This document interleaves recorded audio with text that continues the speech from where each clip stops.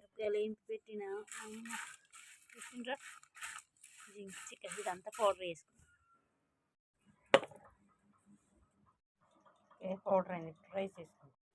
జీలకర్ర గిన్నె పెట్టి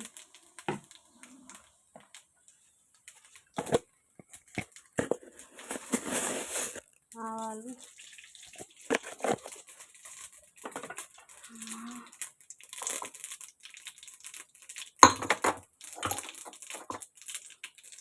రెండు వెల్లుల్లి జీలకర్ర దంచింది అందులో వేసుకున్నాం. కానీ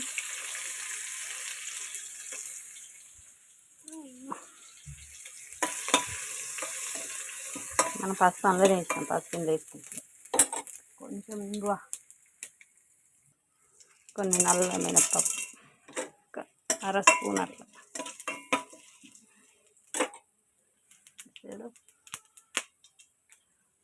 ఇంగు వేయడమైంది.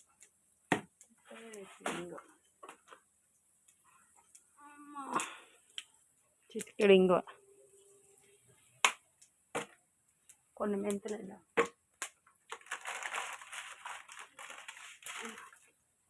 కొన్ని మెంతులు, ఎందుకంటే మెంతులు వేయలే కదా అందులో, ఇందులో వేసుకున్నాం.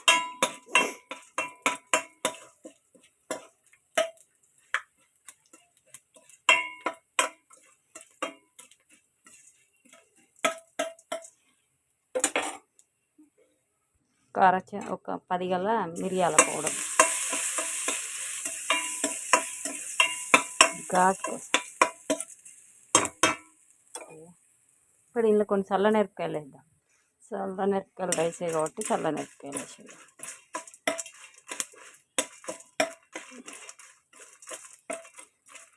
నూనె చాలు కొంచెం.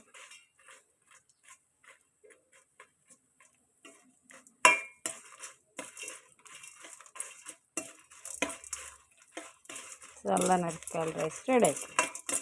రైస్ వేసి తర్వాత పౌడర్ వేసుకుందాం.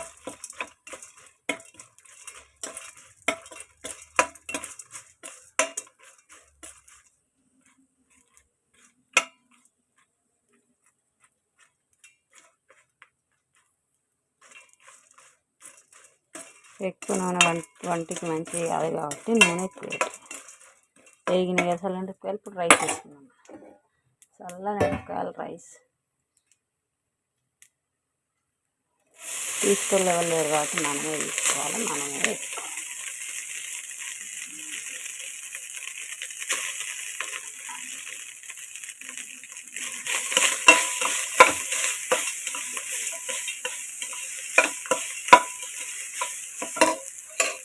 ఒక్క నిమిషం కలుపుకున్నాం కాబట్టి ఇప్పుడు మనం ఇప్పుడు వేసుకుంటాం. ఒక 2 చెంచాలు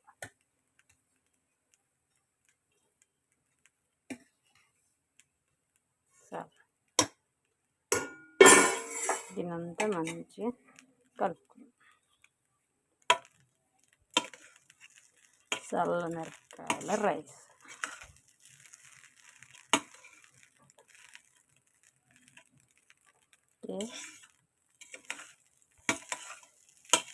నాకు తోచినట్టు చేసిన. మా పిల్లలు టేస్ట్ చేసి చెప్తారు లంచ్ బాక్సులలో. నేను ఎక్కడ కాపీ కొట్టలేదు, ఎక్కడ చల్లమిరపకాయలు ఉన్నాయి కాబట్టి ఇంట్లో చేయాలనిపించి చేసిన అంతే. కొంచెం లైట్గా నెయ్యి వేస్తే మీద, ఎందుకంటే నూనె సరిపోతుంది.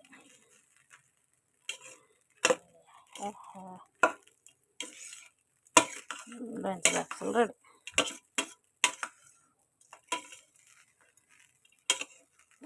కమ్మటి వాసన కూడా. లాస్ట్కి ఏం చేస్తా అంటే కొన్ని మిరియాలు దంచి పైన చల్లుతాను. ఏం చేస్తానంటే కొంచెం నెయ్యి వేడి చేసి అందులో కొంచెం మిరియాల పొడి వేసి ఘాటు అట్లనే కొంచెం పౌడర్ కూడా. ఎందుకంటే మనం ఇందులో మిరపకాయలు ఏమి వేయట్లేదు కాబట్టి ఇప్పుడు ఈ పోపును పైన చల్లుకో. టేస్ట్ చూడు, నెయ్యి టేస్ట్ సూపర్.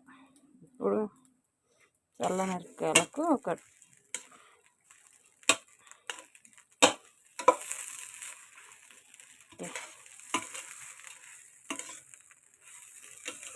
ఘాటు ఘాటు ఉంటుంది, రైస్ టేస్ట్ ఉంటుంది. చల్ల నెరకాయల రైస్ రెడీ.